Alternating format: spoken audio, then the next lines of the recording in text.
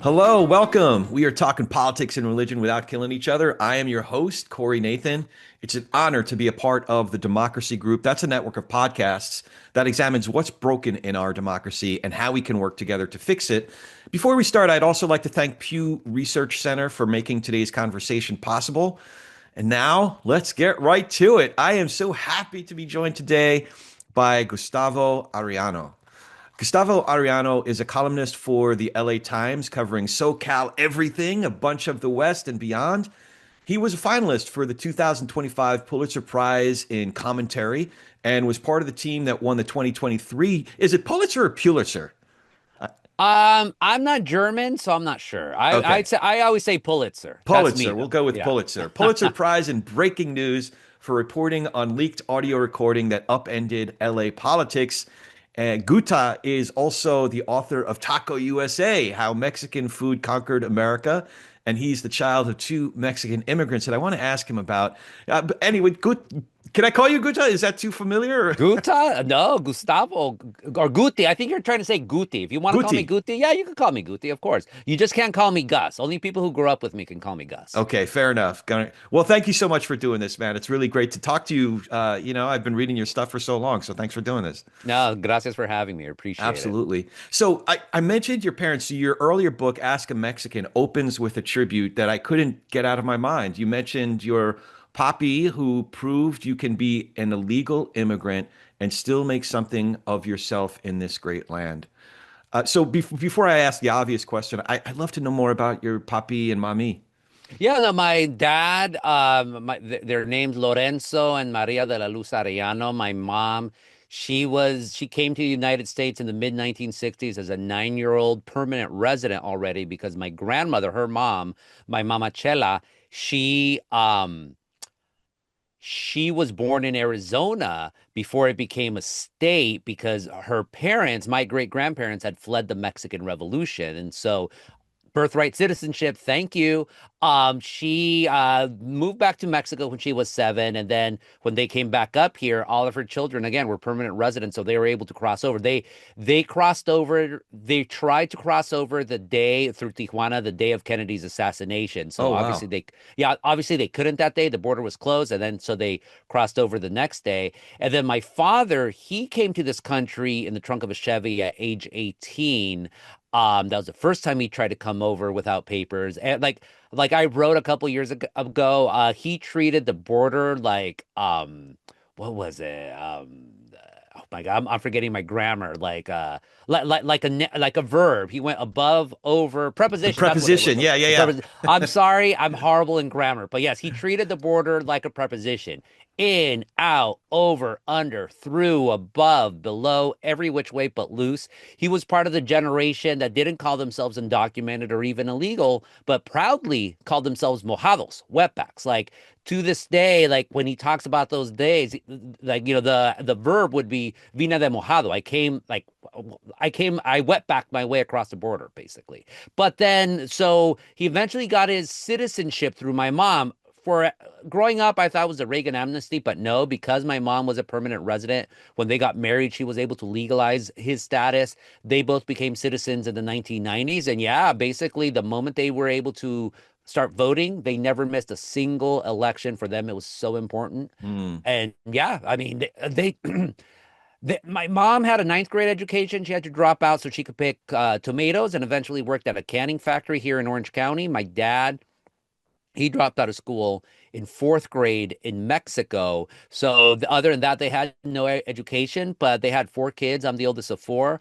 3 of us have master's degrees. My 2 sisters are teachers. My brother, he runs a youth sports program through through a city community center for at-risk youth, and I'm the black sheep of the family. I became a reporter. That's awesome. So you really can make not only something of yourself, but something of your family. That's quite a legacy that your parents have.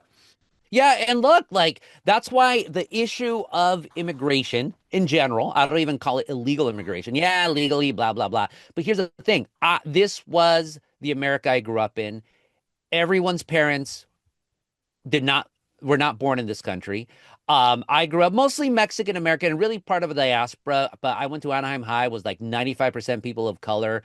Not even people of color, I would say immigrant stock. The quote unquote white kids were mostly Romanian, mostly Romanians, but some Poles, like refugees from the Soviet bloc era, because I graduated in 1997 from Anaheim. The quote unquote black kids were mostly from, was it Ghana, Nigeria, Asian kids, very much Vietnamese, Cambodian. We also had a couple Pakistani, Middle Eastern kids, like everyone. No, back in those days, really, no one cared that their parents couldn't speak English as a first language or even spoke it regularly. Some of them were undocumented. No one cared. It was, what are you going to make? What are you going to make of yourself in this country? And we all did it one way or another. Not many of us went to college, but I mean, I don't really keep in contact with people from my high school just because we see each other a lot, but like hanging out, I just had my core group of friends, but I know everyone ended up doing good. They all have their lives, they all have their houses. We all made it. Yeah, yeah. Now you used the phrase birthright citizenship a couple of minutes ago, and that is cemented in the 14th Amendment. I couldn't help but notice this morning. I don't know if you saw the news. We're recording this on Friday, February 20th, so this will come out in about a week or so. But one of the reactions that Trump had against it was announced that his tariffs were not accepted by a 6-3 decision in the Supreme Court. He said that the ones who ruled against him hate the Constitution. But I wonder if Foreign he, agents, that's the last thing I heard. He was blaming foreign agents that like slime balls, like Trump, right? But go on, sorry. no, I mean he doesn't. What he means is they hate. They actually abide by the Constitution. They read the Constitution. So anyway, I'm getting a little bit off track, but it is amazing to me that shocked but not surprised kind of a thing. Daily, really, so here's my real question: is do you think do you think do you think things are broken to the extent that we can get back to a time where an illegal immigrant, as you put it, can make something for themselves and their families? Or is the Constitution just whatever Trump decides it says? Well, of course, the Trump institution, because that's what he really sees it as, his will be done. And really it's Stephen Miller who has a scorched earth tactic, because I always try to remind people there is an iota of a heart somewhere in Trump. He in the past has expressed his sympathy for so-called dreamers, people who came to this country young without papers. He doesn't want to grant them citizenship ultimately, but he acknowledges that what they have, their sort of lot in life, it's unfortunate and they shouldn't be like that. You'll remember back in the summer of 2025, for like 2 days, the Trump administration's line was no raids in restaurants, in hotels, and in agriculture, because he realized how important immigrant labor is to that. But no, Miller and the people around Miller's orbit, really learning from the scorched earth tactics of the Prop 187 years in California, they just want to demonize. They just want to like do everything and anything possible to break these people. But despite me being a reporter or columnista, which makes me a cynic, I will forever remain an optimist. I will always, I know that people, even in this day and age, even being undocumented, people still make something of themselves in this country. I think to cast them as just perpetual pitiful victims does a disservice to them. That the Trump administration wants us to see undocumented people not as individuals, but one giant mass. And then I use those words specifically because they use that for invasion, but just something to be pitied and therefore to be gotten rid of. No, that's not how undocumented people see themselves. They are agents of their own lives. They are agents who make this country better. And I have been sadly covering this damn issue for 25 years. I wish I could move on, but obviously, no. Now more than ever, I have to write about this. And Yeah, that is my duty, and I don't yeah. mind it. Have you done any research into your family beyond the last couple generations? Because I heard you mention your name Ariano, Am I saying that right? Arellano. Arellano, yeah. Yeah, yeah. That it goes back at least a couple or three centuries, right? Well, there was Aria. I mean, if you want to play the Ancestry.com game, yes, I've gone all the way back to Spain. There was Arellanos along with Hernan Cortés. I don't know if we were that branch of Arellanos, but Arellano in Mexico is a very, very, very old last name. I mean, you could definitely like the part where my family is from, Zacatecas, specifically Jerez, Zacatecas. After Cortés, conquered Tenochtitlan, defeated the Aztec Empire. The next place he went to, or his conquistadors went to, was Zacatecas because we had the silver mines that made that helped to make the Spanish Empire the rich empire that it was for centuries until they bled them dry. So like Jerez, I think it was founded like 1590. Remember, Mm. Mexico was conquered 15. The Aztec Empire was conquered 1530 something or other. So that's only 60 years later. So it is an old one. From my mom's side, so my full name would be Gustavo Arellano Miranda. So my mom's maternal surname is Miranda. Miranda only came in like the 1700s. So I've done Mm. the ancestry. I just don't have the time to really go through all the threads. Either way, 1700s, 1600s, 1500s. Arellano has been here in what's now the United States a lot longer than guys like Trump and Miller, Oh right? yeah, no, okay. So I'm only talking about Mexico, but the Arellano surname has been part of New Mexico lore. Remember, the Spanish Empire was already in the American Southwest in the 1590s, way before Jamestown, way before Plymouth Rock. And Arellano is one of the old, like, if you really know you're in New Mexico, there's like 15 last names that if you have it, like, Jaramillo, Roybal, and all these different spellings, Otero. Arellano's one of them that goes all the way back there. So yeah, my last name is way more American than Miller, definitely Trump, which of course, hello, remember what was his grandpa Rumpf. was Yeah. Drumpf, yeah, German immigrant, and of course his mom was Scottish, and there you go. And the wife, Melania, we all know how it is. Yeah, yeah. So I was curious about a little bit about your background. You grew up in Orange County. You literally wrote the book on Orange County. Looks like you went to community college and then finished the 4-year degree in film and video. Is that, did you originally want to go into film and TV or? I wanted to be the Brown Tarantino. When Pulp Fiction came out, my best friend Art, who's still my best friend, we got a bootleg copy of Pulp Fiction, and we played it so much that the videotape, the video cassette, just the spool just finally broke. That's So we awesome. we ended up getting somehow found a Super 8 camera. We did short little films. We had the VHS recorder, all of that. We went to OCC together, and then he ditched me. He decided to get into computer science, and of course, that's not what he does anymore. So by that point, I transferred over to Chapman University to get into film. And I tell this to my students today because I still teach their journalism class, how to write about food. This is back in the day when you had to reserve your time at an editing bay 3 a.m. on a Sunday just so you could do it.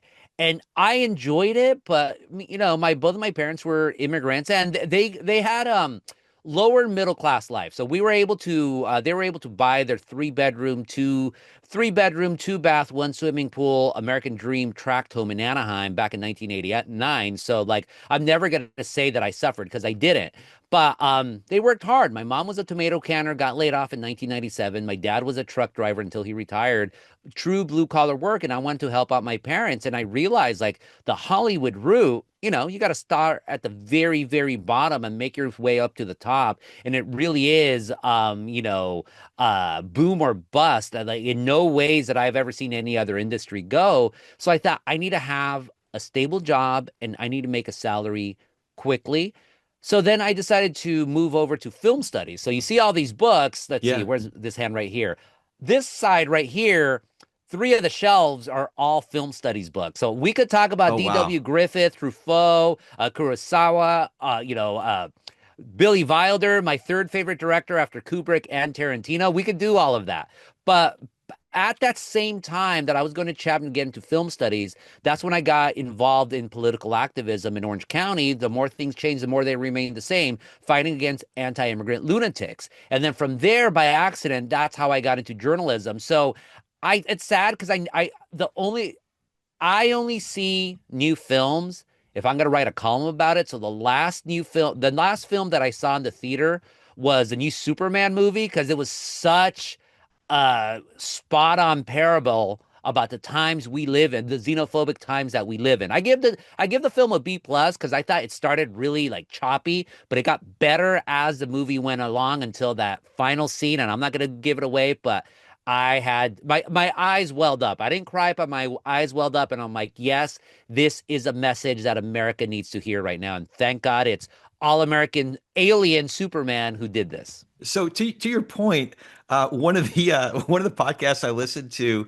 I was digging deep into. This has had to have been about 5 years ago now. You had a 2 hour conversation about Born in East LA. I love that film. Cheech Marin, like underrated classic, and it's a funny movie too. Oh my God, it's so funny. You, I guess it's a little bit sexist right now, or not so much sexist, but A the little male gaze. misogynistic. That Yeah, the the male whole gaze, I yeah. would say, because it's Cheech Marin, it's all in good fun, but still, it is the male gaze. So some people are not gonna like it. Yeah, I talked about it with David Chang, of course, and for their movie club. It's a funny film. They loved it. They had never Yeah. seen it before, but especially if you grew up in Southern California, it's like, I mean, anyways, that's a whole other conversation. Well, no, you know what I really appreciated is that okay, so a little bit of background about me. I was born in New York, but I grew up in Central Jersey, specifically the Freehold area.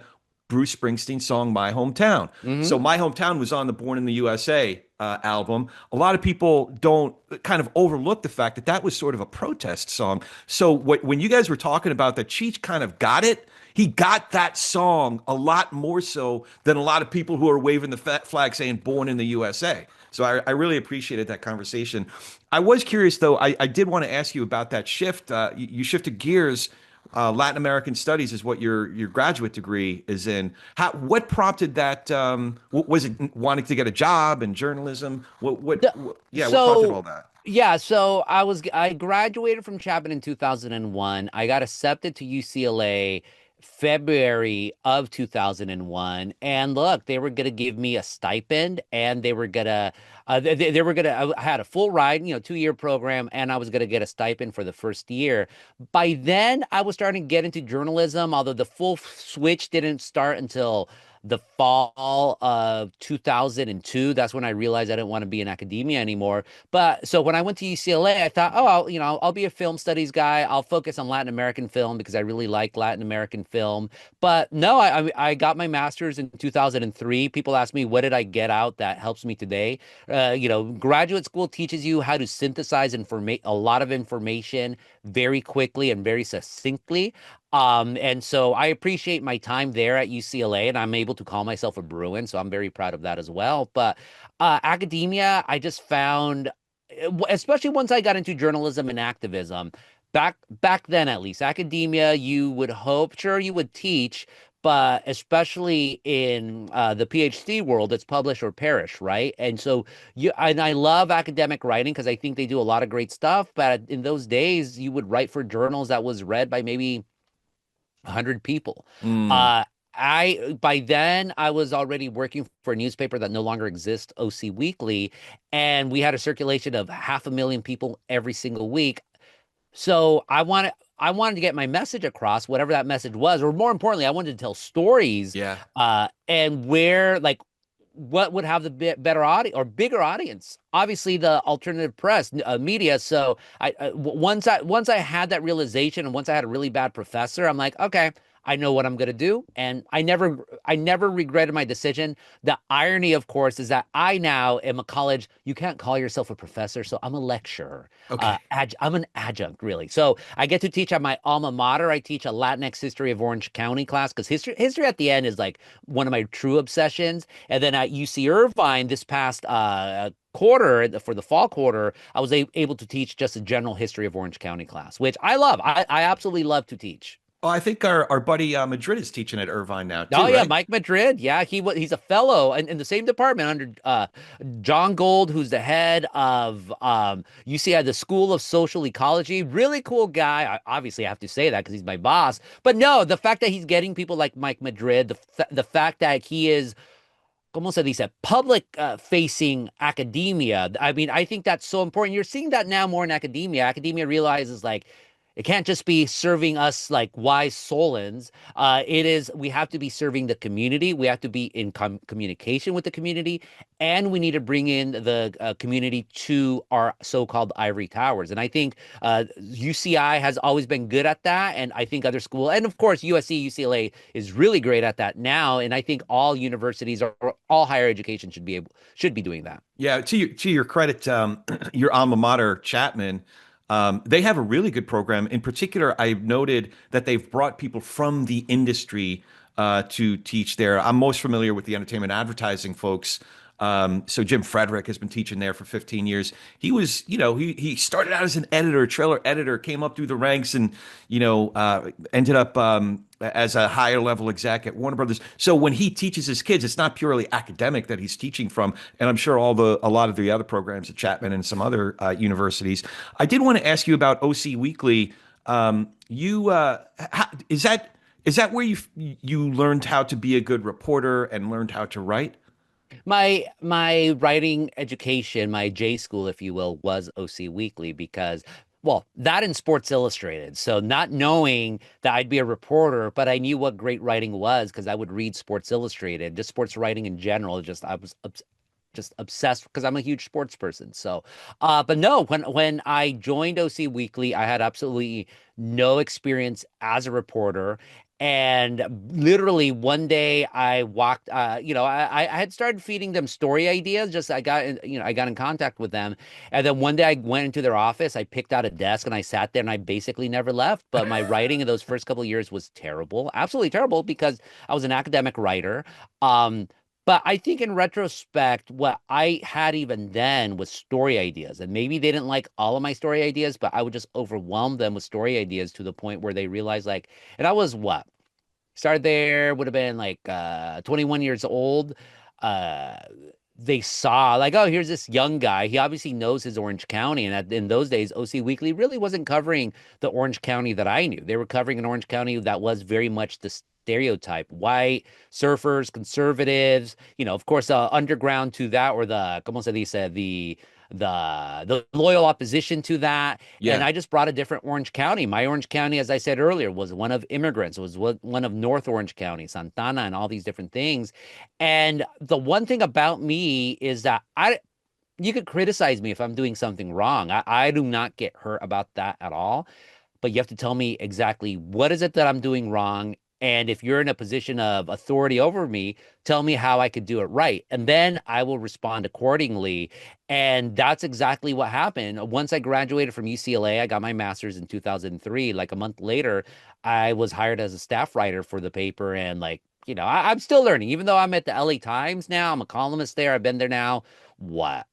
This is Probably going on 19, 10 sorry. years now, right? Yeah, well, I started in 2019, the very beginning, so Oh, I'm bad in math. 19, 20, 21, 22, 23, 24, 25. That's 7 years. Damn, 7 that's years. a long ass time already. But yeah, Yeah. but I still consider myself to be a rookie there because you have people there 10 years, 15 years, 20 years, amazing reporters. So I'm learning something new every single day. If you're not learning, then you're a fool. So tell me about your process. What is your process like when you're reporting on, because you do reporting, but you also do your opinion column. What is your process like for each of those different disciplines? It's the same thing. I mean, I call myself a columnista, a columnist. That is my job for the LA Times. I write a column for them. Um, and it really depends on what the situation is. Like of course, we jumped hugely ahead, so it's not like I'm just some. Oh, I am a blabberer. Of course, I'm a blabberer. I just opine. I'm a bloviator. I'm all that shit. But my background, yes, I am a reporter. When you were in an alt weekly, you had to report on everything. So my main beats, sex abuse scandals. So Epstein to me is like, old news on this crap. Specifically, I focused on public education and the Catholic Church sex abuse scandal, immigration, local politics, a lot of historical journalism as well. I was also a food critic, as you mentioned. So like I did it all, and that all informs my writing as a columnist. Just to give you an example, the last three columnas that I did, I'm going to go from the first one to the most recent one. So I did a columna about how Downey, which is a middle class city, overwhelmingly Latino, 75%, but upper middle class. Yeah. So you had like during 2024, you had one of the biggest swings. Trump still lost Downey, but you had a huge swing from the electorate, which of course mirrored the historic, infamous swing that Latino voters went towards Trump. So Downey, they call themselves the Mexican American, the Mexican Beverly Hills. Yeah. So over the top. Give me a goddamn break. We all know it's Whittier, anyways, but which is another middle class city in Southern California in LA County. But now you're having discussed towards Trump deportations from both sides of the political aisle. So I knew the story was happening because there was protests against the mayor, Claudia Frometa, who's a Mexican immigrant and a Republican, proud Trump voter in 2024. So the day I show up to cover the city council meeting, there had been protests against her. Someone told me, hey, there's going to be the first ever Downey Ice Watch meeting just down the street. So I show up there, talk to some folks, then go. Before all this happened, I had a conversation with Mayor Frometa. So I believe the best writing, you have to have reporting. You have to have reporting on the scene. People want to hear from other people. That's column number one. Column number two, it wasn't a column, but it was for LA Times, the Central California newsletter, where I love to write because it allows me to flesh out stuff that maybe I don't want to say it's lesser than a column, but I could get a little bit more esoteric. So I wrote about how the Trump ICE, they what was it, January 28th, they put out a social media post remembering a border agent or an immigration agent who died in a plane crash along with 20, what was it, Oh, I love 31 that. other people. 28 of them were Mexican nationals, except the Trump administration. ICE called them on their social media post illegal Mexican aliens. And this is not just any plane crash. This is the plane crash that inspired one of the The saddest Woody songs. Guthrie song. Yeah, one of the saddest songs ever recorded. Deportee, plane wreck at Los Gatos. Like, all, just to show you what a brilliant song this is, all the country greats have sung it. Johnny Cash, Dolly Parton, Joan Baez, Willie Nelson. It just tugs at your heart. Yeah. So I knew all of that history, but I called up one of the descendants of one of the deceased. So again, I think you just need voices, and like that also for me illustrates this is history, this is immigration, this is Trump. But then the last one I did was just trash talking. Chipotle just had its worst year ever. Like the first time, like they had the sales by store declined, like I think 27%. Like it's over. And again, remember, I wrote Taco USA, How Mexican Food Conquered That's America. right. So I've seen this game before. So I still reserve the right to write about Mexican food in whatever way I have. So I told my bosses, like, hey, like Chipotle, like it's easy to make fun of them because, oh, it's Chipotle, it's hipster white food. But no, like it's part of a bigger trend. They're clueless. They think that they're still going to succeed. But I think they have reached their plateau and now things are going to go downward. And Mm. so but the same thing, I could have just stayed at home and wrote. No, I had to go to Chipotle. I mean, what's the worst thing about doing a column about Chipotle? You have to go eat at Chipotle. So that's what I did. I ate it. It was underwhelming. Chipotle is not gross, but it's very underwhelming. And then you just see the things like they're trying too hard. So there you go. So that's my process. It's like, can I go out? First and foremost, I am with the Los Angeles Times, so I try to make it local stories. Can I do that? Okay, let's go out and report. Let's talk to people. Let's figure it out. If it's a more natural thing, okay, well, what can I do to make it more than just me opining? I think the least interesting part about me is my opinions. Of course, I have my opinions, Yeah. but I don't want to give you my opinions. I want to tell you a story. I want to give you, Mm. um, I hate to use this cliche, but I really want to break it down for readers. This is why I'm writing about this. This is what you should know. This is what's important, but let me also do reporting in the process. So yeah, that's who I am. Fair enough. So since you brought up food, I've heard you say Americans hate Mexicans but love Mexican food. Um, how can we make sense of the love the food, hate the people paradox in today's political climate? Or I don't know, is there making any sense of it? Look, Mexican food's amazing. It's one of the great cuisines of the world. It is a multi-ethnic cuisine, just like like American food, I guess, if you will. But now American, Mexican food is as American as nachos, And so, but there has we're talking about Mexico. We are talking about our eternal frenemy, a nation that we fought two officials.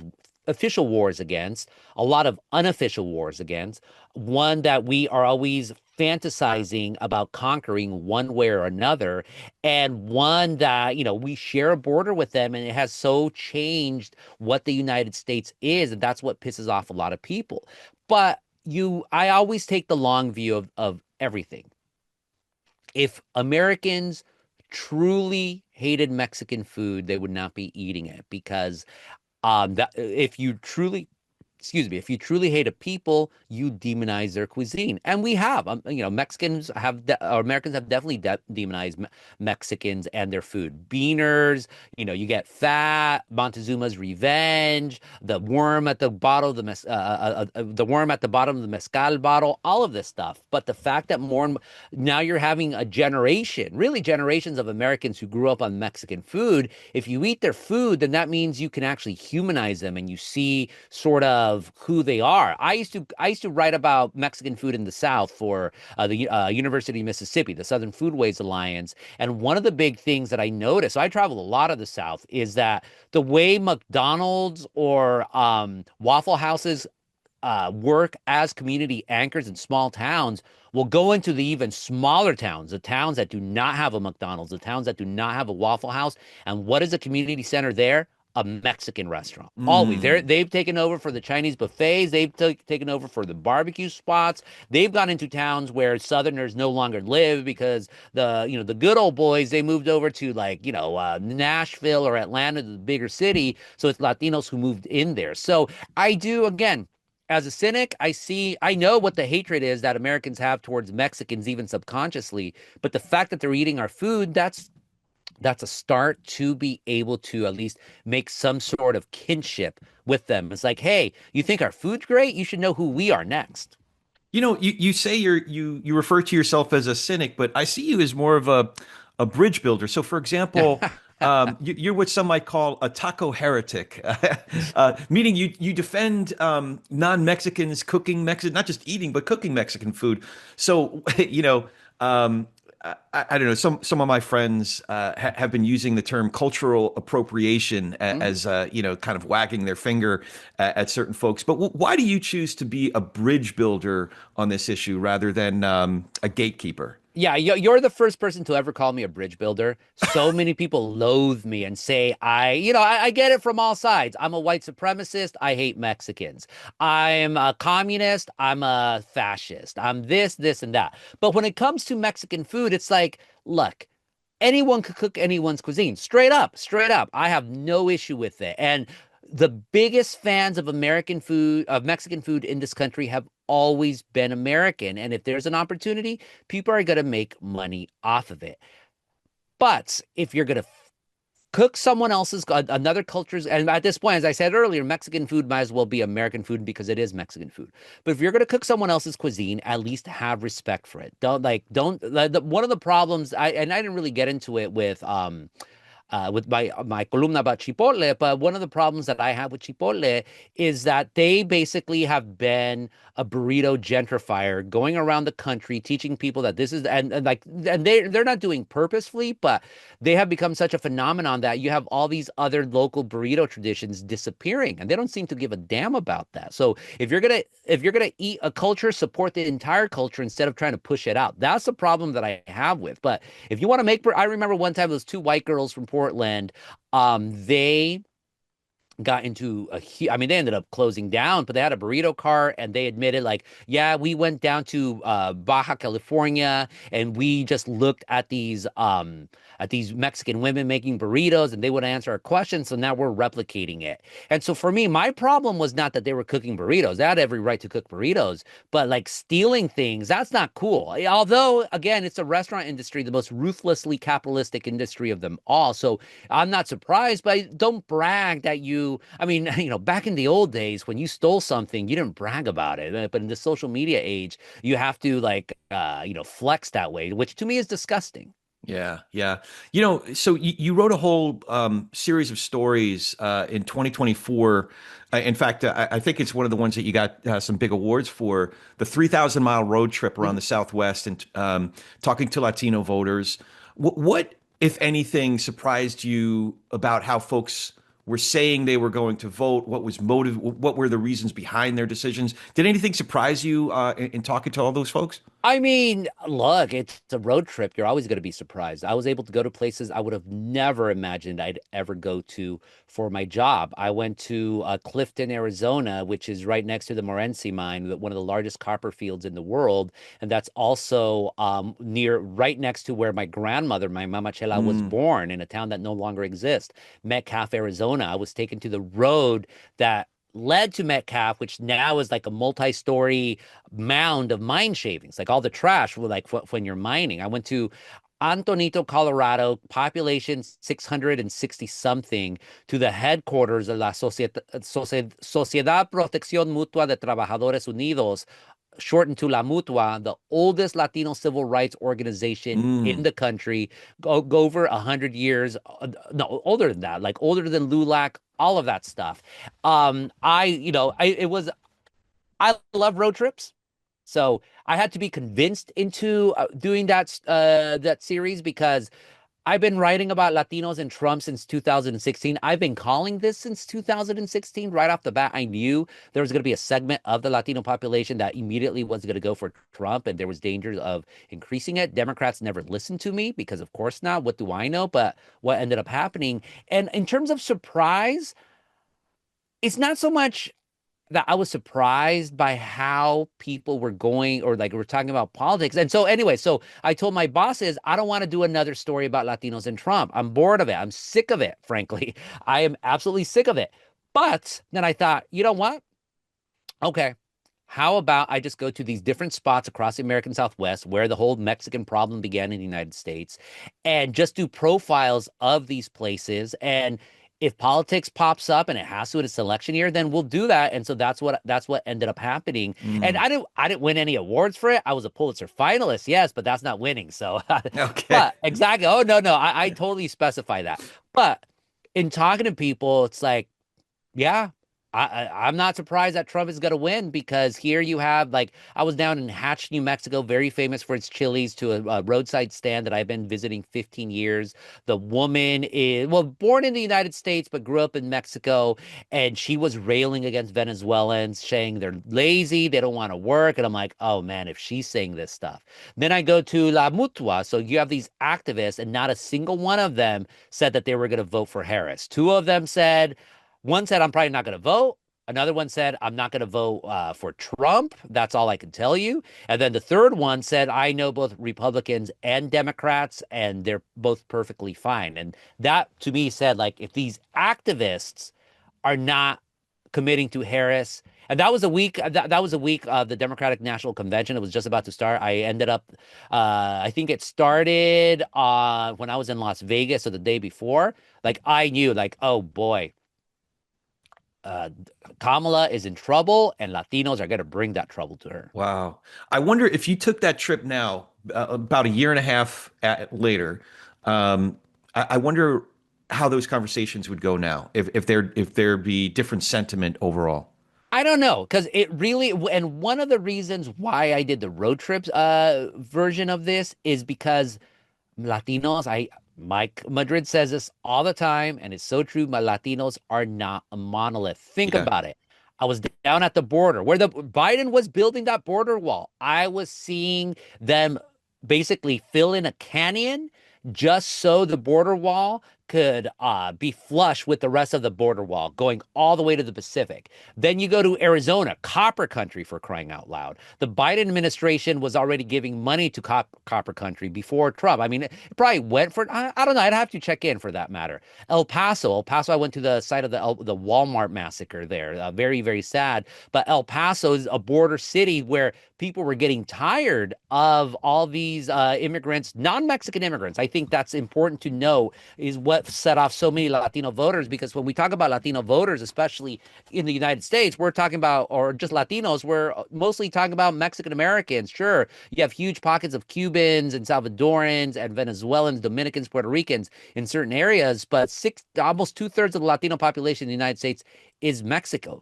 is of Mexican heritage. So all these spots have their own stories, and that's one of the reasons why I like to do it, or why I enjoy to do the road trip version of Latino voters, because you had every place had their own unique perspective. And not all of the places were necessarily even in the places that are a little bit more bluer, like hang out with folks in Colorado Springs, which historically was a very Republican town, but now has changed. Like it's interesting to see their perspective. Yeah, yeah. Now you did mention a couple minutes ago that you get attacked from all sides, right?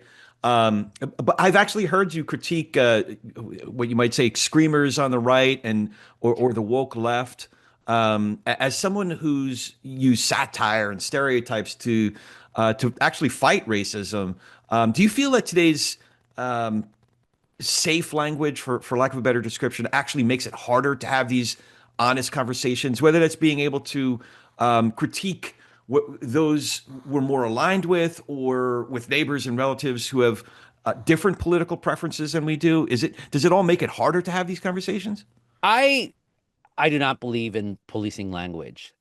Say whatever word you want to say, but you better back it up. So, you better back it up.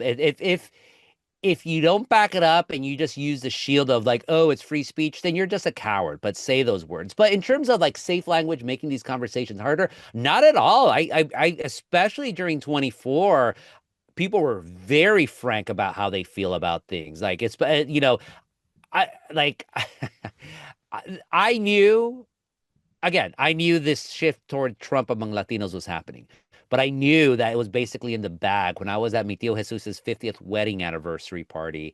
And in front of me was a guy from where my family's from. And he's not my cousin, but still you call him cousin, primo, like Italians do. Everyone, cousin, hey, cousin, like primo, hey, primo, ¿qué haces? And so this guy's in front of me and just railing in not polite words in Spanish about Venezuelans, how they're getting credit cards, free hotel rooms, amnesty, all this stuff, which are a bunch of lies. And then I tell the Yeah. guy, you know, that's what they were saying about you when you entered this country illegally 30 years ago and during the era of Prop 187, all these anti-immigrant laws coming out of California. And then he's like, oh, no, no, no, no, no. I came here illegally the right way. I pulled myself up by the bootstraps. I didn't take any welfare, all this stuff. So people are having, I mean, I want to know where is there no frank conversations? Now, when you say conversation, of course, a conversation ideally is you have an exchange of ideas and both sides come out better for it. Are people listening to each other? I think so. Now, of course, in 25, and even now, although things have calmed down for now, just all these raids. That's one of the reasons why I did that Downey columna. So even the Republican mayor who voted for Trump says now she doesn't know if she Mm. would vote for Trump. And she was calling what these indiscriminate raids, racial profiling, depressing, disgusting, all of this. That was a conversation, or those were words that you would not have heard at the very beginning of 2025, not even close. And now that people are using those words, they are listening. More importantly, they're seeing and they're hearing videos of these raids and testimonials from inside these detention centers. So, yes, at the end, I think it can happen. I think one of the big things is we cannot shy away from these conversations. Like I was at a place, and also you cannot have an air of superiority. Look, I'm a columnist. Shaming people's fun, but if I want to be real about things, no, like you have to be able to just at the best be, I don't want to say necessarily polite, but at least put out things that maybe make people start doubting what they believe in. So I have friends who voted for Trump. We're still friends. That's the thing. I never shut them out. They don't want to talk politics to me, even though they know that, who I am. And recently this guy, well, a friend of mine was on social media trashing the Newsom administration or whatever. And I basically made a joke that like, oh, the Trump administration is gonna deport me. And then he's like, oh, they're never gonna deport you. If they deport you, I'll put up like guns and I'll protect you. I'm like, well, I'm glad you're saying that because maybe before you would probably not have said that. And then he's like, oh, you have no reason to be worried about getting deported anyways. You're a citizen. I'm like, they're detaining citizens. And by the way, I'm not going to name him. I'm not going to name him this way, but I'm like, by the way, if you're not carrying your passport already, you should because you are darker than me. And Mm. he didn't come back with an insult. He just gave me a thumbs up. And for me, that was a victory. It's like, oh, He's still a Trump supporter, but now he's realizing like, oh wow, like maybe there's something wrong, something rotten in the state of Denmark. Yeah, yeah. You know, some of the hardest exchanges I've had is with people that are closest to me, Yeah. people that I identify with, and in particular because writing, even if it's for an audience of 100 people, or a podcast like this with a few thousand people. The When I'm charged with being a traitor to my own people. So, for example, with you, you've had really intelligent critiques, like addressing homophobia or racism within the Latino circles. How do you handle the traitor label or other critiques like that? I ignore them. I've been called everything my entire career because my politics, I'm a Marxist of the Groucho variety. That's number one. I am to quote Will Rogers, I'm a member of no organized party. I am a Democrat. Right, right. And I'm only a Democrat, though, because I lost a bet. In 2018, I registered as a Democrat. Before that, I was declined to state. I voted for Republicans, Green, Peace and Freedom, Dems, of course. I vote by the issue and the candidates. So even though my political awakening was of the left, and even though I still very much maintain friendships with activists doing that good fight, I'm not doctrinaire on especially not on my partisanship. Hell no, not in a million years. But even my ideology. I mean, what I basically the political ideology that I call myself is Rancho Libertarianism. And this is a term I created in 2018 when I was trying to figure out like what is my political labeling? And I mean it like this, like both of my parents, I call them Mexican hillbillies. What else are you going to call people who grew up in small little towns, 7,000 feet up in the Mm. mountains, as my parents did? Mexicans make fun of their Spanish. They're super conservative, like personally, like personality wise, and homophobic, traditionally Catholic, all that stuff. But and they're very much pull themselves up by the bootstraps. They do not like government, but they also are very proud of their community. They are very proud of helping others out, but you cannot be a part of a community if you don't take care of yourself first. That's neither Republican nor Democrat. Democrats feel, as too many people on the left feel, that to pull yourself up by bootstraps mentality is horrible, which screw that. Absolutely not. Republicans, on the other hand, despise Mexicans, period. They always will one way or another, and they'll only use them. And so, like, I'm not middle of the road either. I would be probably a little bit more left, but you'd be surprised at where I'm at on the right. And when I wrote that term, I'm not going to say it's taken off, but I see people use it, and especially people say I use it to describe who I am as a Latino voter. And those Rancho Libertarians went with Trump because they did not like hearing Kamala Harris going off, various reasons. Let's put it that way. And for her, it wasn't that she was a black woman. That had nothing to do with it. I mean, Latinos voted for a black president in Obama. Mexicans voted for a female president, Claudia Sheinbaum, but they just thought Kamala was too woke. And that's the other thing. Rancho Libertarians do not like woke at all. Rancho Libertarians also think that white people, especially white men, are a bunch of whiners. I'm just saying. Yeah, yeah. What about just professionalism? Some of this stuff, it doesn't take right or left to look at some of the things that somebody like Stephen Miller says, or literally obviously, some of what's happening on the ground that you've been reporting on is deadly serious, literally deadly serious. How do you maintain a sense of professionalism and decorum when reporting on things that are simply beyond the pale? I mean, I'm a columnist, so I can call Stephen Miller a ghoul. I can make fun of Donald Trump's looks or style of talking. I can make, excuse me, every year I do, end of year, you try to make, I'm a master of writing columnas that no one's going to read, but I'm still going to be proud of. So every year, at the end of the year, I do my annual predictions column for the next year. I call it Gustadramus.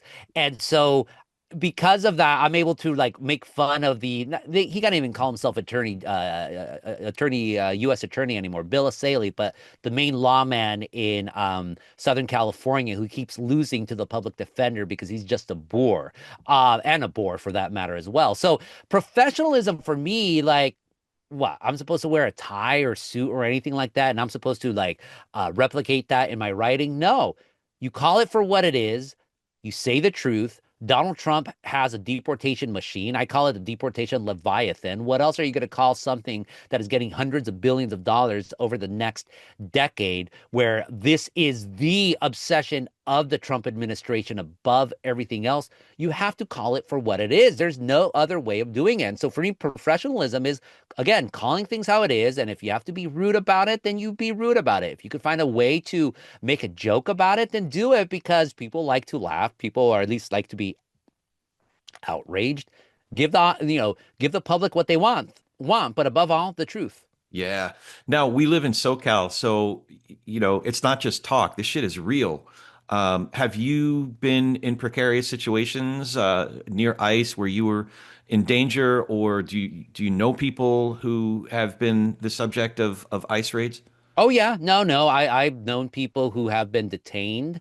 Won't say much more about that. Of course, I'm very good friends with people who are on the front lines. Me as a reporter, the only time I was really on the front lines was in Santana, because as a columnist, here's the thing. Yes, we could go on the front lines, but we also have other, like, my colleagues at the times. They're like the first line folks, and like I'm sort of in the back because I'm supposed to make sense of it all. But when there was a protest, like the protest that basically brought in the National Guard to Southern California, or the Marines for that matter, I was at a protest in Santana. So there was tear gas, there was pepper balls. I saw that. I had a mask, so I was okay. I'm not going to pretend to say I was ever in danger.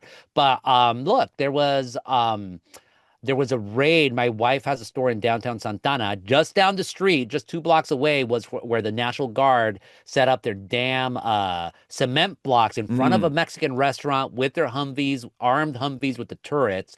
Not that far away from there, so like 1 block away, there was an ICE raid, or rather, the ICE Migra. Call them what they are, because I don't know what agents were involved, so just call them all Migra. But they detained 2 people, and that really affected my wife, and that definitely has affected the business in the downtown. And what really freaked her out, she said those same cars that she saw them drive past our house twice that morning. So, but look, these are the times that I signed up for. I wanted to make a difference in my community.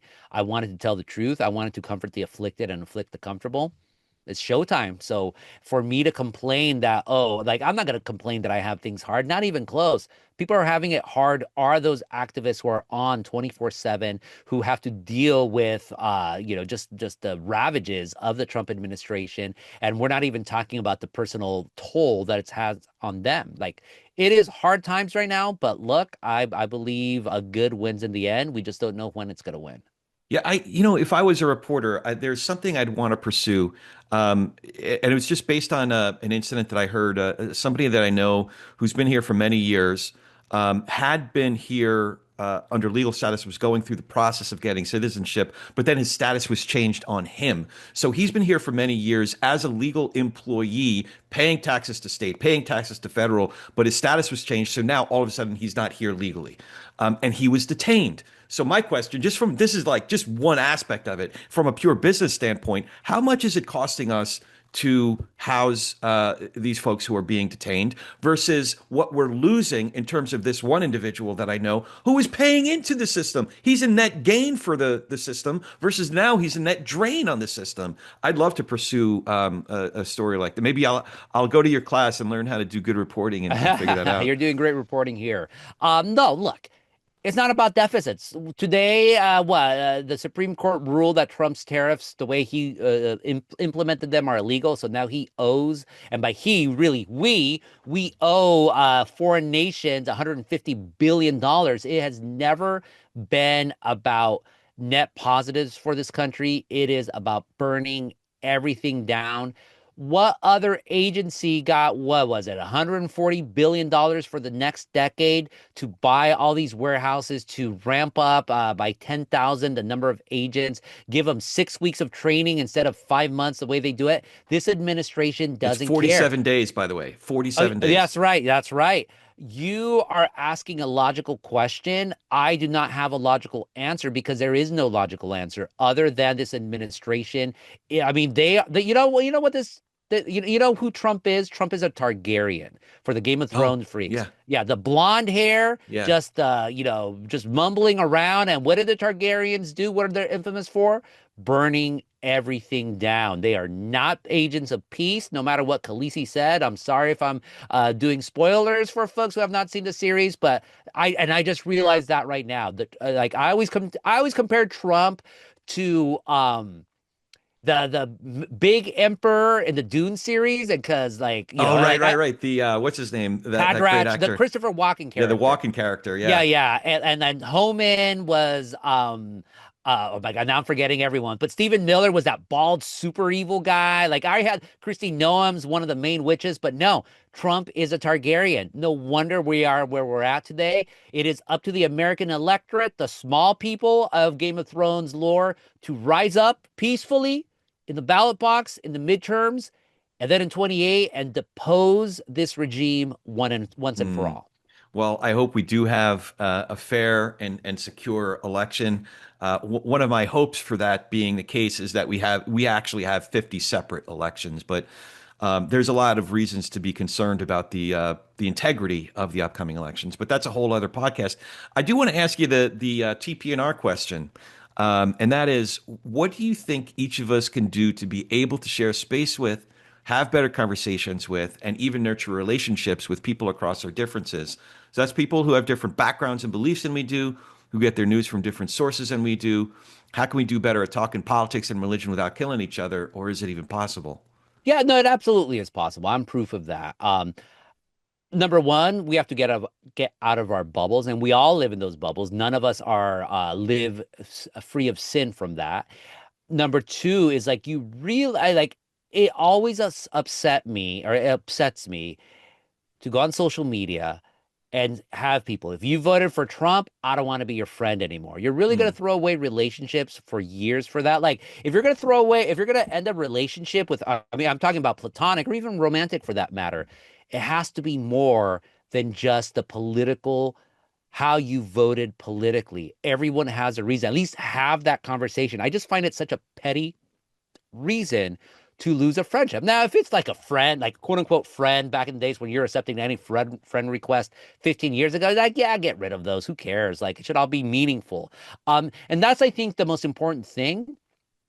We have to have meaningful relationships, friendships, loyal opposition. You have to have those relationships. And I think in this social media age of ours, we get put into our bubbles and we find, affirmations there all the time. And that's the other important thing. I think it's important for you to consider that maybe you're wrong, to mm. consider that maybe your beliefs are wrong. I've always been like that. I always want to challenge myself in that. And I know it's hard because it involves humility. And I'm not saying I'm the most humble person on the planet, because if I were to say I'm humble, then I'm not humble, right? The whole Moses thing. I'm the most humble person ever. Exactly. Yeah. No, you like you just can't do that. So just really challenge yourself. You know, how do you meet other people? I mean, this goes back to that great book, Bowling Alone. Like, Yeah. join Robert things. Putnam. Yeah. Yeah, Yeah. Robert Putnam. Yeah, join things where you're going to meet people. It used to be the church, and people don't go to church as much anymore, or they go. I don't know. I just think we need to talk to people more. I hate to use this term also, but it's important. It comes from the right, but it's a good one, even though it's too cheesy. Touch grass. I love it. I love it. I haven't used that expression yet. I don't plan to anytime soon, but I'll allow it here for now. As much as it makes me nervous to ask a journalist if you have any questions for me, I'll give you the floor and let you ask me anything. Yeah, how does it feel having a last name that's more common as a first name? So my real first name is Heimerschmidt. No, I'm just kidding. No, I mean, it does get, and so two of our kids are named Jackson and Emerson, so they also Oh, face that wow. thing. Yeah, where the first name is also often inverted as the last name. But yeah, it's my cross to bear. No, Nathan's a cool name. There was a good baseball player, Joe Nathan, but like in terms of last name Nathans, I don't know too many of them. So seeing your name, I'm like, oh, that's a cool last name because I'm huge about names, both first names and the last names. And Corey's like Gustavo, like, okay, cool, Yeah. kind of unique, kind of, but not super unique, you know? Yeah. No, Joe Nathan played for the Twins. There Uh-huh. was Tony Nathan, I think, played. He was a running back for the Miami Dolphins. Oh, We got, yeah, cool. we got good. We got some good cred out there. So Gustavo, this is really terrific. But before we go, how can folks follow you? There's a free newsletter. I want to make sure folks can find that and just find you online and figure out how to follow all the great work that you're doing. Yeah, look, you could follow me on social media, but it's all garbage. Like if you go on Twitter, which no one uses anymore, or at least people on the left don't really use anymore, I'm just like rambling about my immaculate grid scores and how In-N-Out's overrated. Blue Sky, I barely use just to put up my stories. Instagram, I definitely don't use because in 2022, it took down a photo of a shrine to La Virgen de Guadalupe because they said that my photo, which was immaculate, this beautiful shrine, that it promoted violence and hate speech. So fuck Zuck, straight up. Excuse my language. So yeah, just go to my newsletter. Go to gustavoarellano.org. Comes out every Saturday. It's free. It's only once a week. I do like a little missive, just reminisces, just different things that whatever I'm feeling that particular Friday evening. I put all the stories that I have written in the previous week, all the appearances like this one in the previous week, any place where I got quoted or I got mentioned in a story. I give you a song of the week, a quote of the week, and an article of the week, and a terrible photo of great food of the week as well. Awesome. So GustavoArellano.org. That'll be in the show notes as well, so folks can follow you. We did cover a lot. Is there anything important we haven't discussed you'd like to add? Oh my God, like everything. No, look, I think people need to not lose themselves in despair.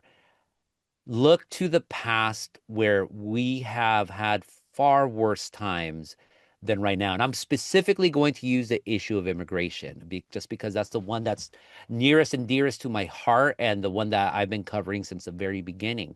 People say this is the worst time ever to be undocumented in this country. And in many ways it is because we have a deportation Leviathan that is hell bent on getting rid of each and every one of you. But look how people have risen up to fight back. They have given their lives to fight back. Renee Good and Alex Preddy. They have, been jailed. They have been brutalized by La Migra. But still, people are pushing back, not just Latinos, not just people directly affected, but good people because they see what is going on right now is disgusting and unconstitutional and not what America is at its best. And the fact that this is even happening is amazing. This was not happening in 2006 when people were doing the biggest protests in the country and ever in the history of the United States up until that time to fight back until an anti-immigration bill. It was not happening when you had on such a wide scale when you had Central Americans coming into this country in the 1980s, a real start of the sanctuary movement. And it definitely was not happening in the 1950s when Donald Trump always brags about Operation Wetback, the Eisenhower era evisceration of undocumented men in this country. When that was happening, literally the only people fighting back against that deportation deluge was bona fide communists. I'm not kidding. Communists. And you know how cool it was to be a communist back in the 1950s. Latino civil rights groups were not pushing back. It was not happening. So these might be the worst of times, but these are also the best of times. Just look around you. Do not drown in the despair. Awesome. I really appreciate that, Gustavo. And it's a real honor for me to get to spend some time with you one-on-one here after having read your work for so many years. So I hope it's not the last time we get to hang out either. You So say when. absolutely, absolutely. And as always, we'd like to thank Pew Research Center for making today's conversation possible. We're grateful to our dear friends at the Village Square and Mesa Wealth Management for coming alongside us in this work. And if you dig what we're doing, engage with us on any of the socials. I'm actually on all of them, but I really like Substack actually because, as I've been saying, people actually read the articles on Substack. So I'm at easy to find at Corey S. Nathan, Coreys as in Sam, Nathan. Now go talk some politics and religion, but with gentleness and respect, and have a great week.